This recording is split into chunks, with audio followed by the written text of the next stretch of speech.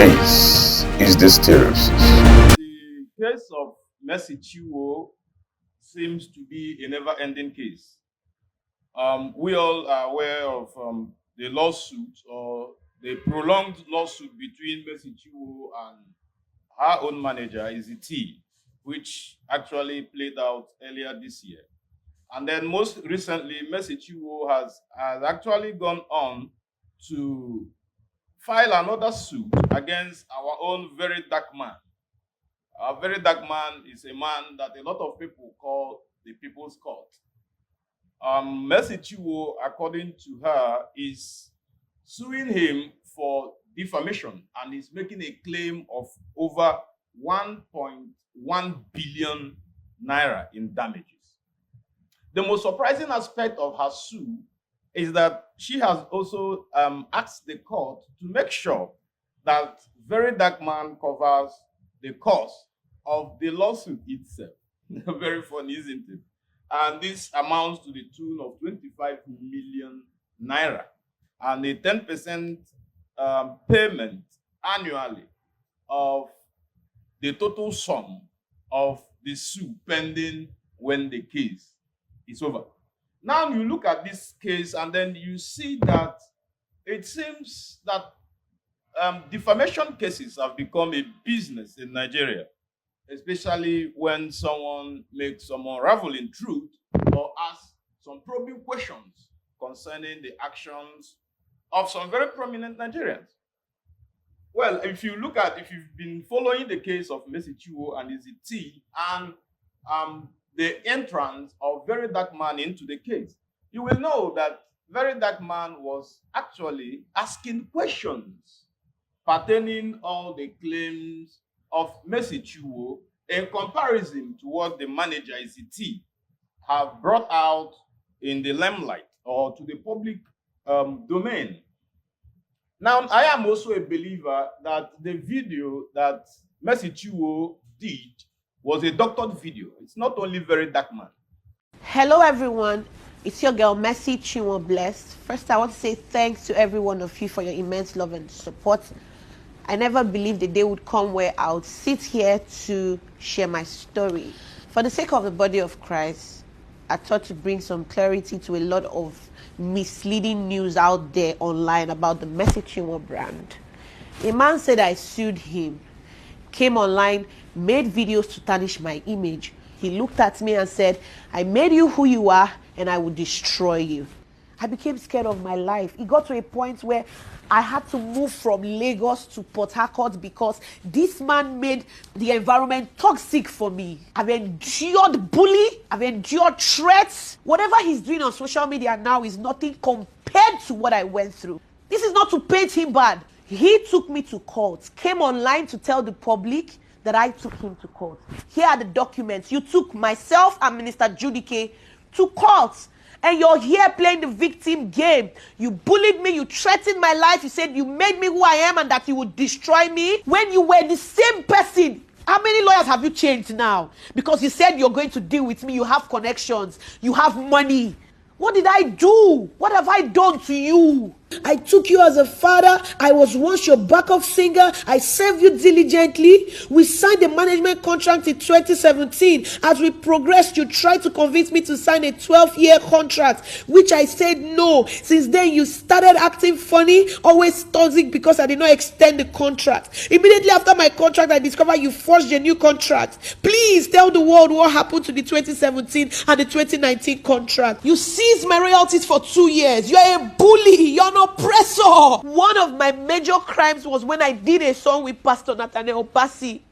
Because this man hates Pastor Nathaniel Bassi, you went as far as sponsoring fake news about an innocent child, my son, and you said my son was not my son. And you paid bloggers because you hate Pastor Jerry Eze. You won't want me to go for his events. The people you fight, I must fight them with you. And when I ask you questions, why don't you like them? You start harassing me. Because he had threatened me countlessly. You said you made me who I am and you have the power to destroy me. You are not God and you cannot destroy me. You have bloggers. I have God. The worst you can do is what you are doing. Like I said, What I went through working with you is nothing compared to what you are doing. You have bloggers, I have God. And I know that God will not let your plan come to pass. I saw a lot of things she was saying to be very fishy in itself. And then going on to shed crocodile tears over the camera, I still see that as a quest to just lure her gullible followers and fans into becoming very sympathetic in her own cause. I must also let us know that defamation cases are not actually very easy to prove. If we dig very deep down into the case, you will be asking yourself, did Mercy Chinwo actually use the EFCC to get money from EeZee Tee? Did she institute a lawsuit against EeZee Tee? And now you also go back. Did she actually collect money at the back of her managing company without remittance of such sum? Now, if the contractual obligations were not met, was EeZee Tee right to have actually seized her royalties that were accruing to her? Now, we all know and we all remember that very dark man in his own part have had a lot of lawsuits, which amounts to almost 4.4 billion naira if those lawsuits goes through. You have Femi Falana making a defamation claim of 500 million. You have Prophet Jeremiah also making a defamation claim of over 1 billion. And then you have Nedu Wazobia with his own altercation with the same very dark man. You have Bob Brisky also making a claim of over 1 billion naira. And you still have Ihuoma Neji. Ihuoma Neji is the daughter of ABC Transport. Now, has it become a crime in the Nigerian scenario for us to make commentaries on issues that have come to the public domain? And now, if it is a crime, then why do they even bring it to the public domain? Because a lot of commentators will go into it, a lot of content creators will talk about it, will try to find out the truth, distinguish what is true, what is real, what is fact, and what is a fallacy. Mercy Chinwo, I believe, as a Christian, because throughout this encounter, you always hear them talk about the body of Christ. I don't believe that that this business has anything to do with the body of Christ. After all, we see a lot of secular musicians go about singing some Christian rhythms, and we vibe to it in churches, and they are across everywhere. We vibe to it, and then this is business, and this business must be handled as business. We as the fans, we can't actually be drawn into walls of what we do not know. I can tell you the case of EeZee Tee and Mercy Chinwo, there are so many things that have been left unsaid. A lot of them are being very cosmetic about the truth. Now, someone coming out to cry, you can't actually draw that type of emotions that you thought it would draw. Because for me, personally, I feel it's a crocodile tears. Shedding of tears does not take away fact. Now, if EeZee Tee had asked Mercy Chinwo to bring her account so they can actually probe and see how much she has gotten at the company's back, then it should be done. But believe you me, that Mercy Chinwo, her own case would be very difficult to prove. Because, for instance, what if she had collected fees through some other fishy account or other people's personal account? It is possible. So it will be a very difficult nut for EeZee Tee to crack and his company to crack.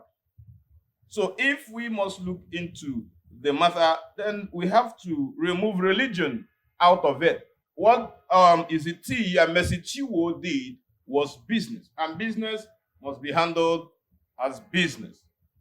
As for very dark man, He's been doing a very noble job helping Nigerians out. We've seen him actually bring up some very interesting investigative works, and then some payments were made to people who believed that they were unjustly treated financially.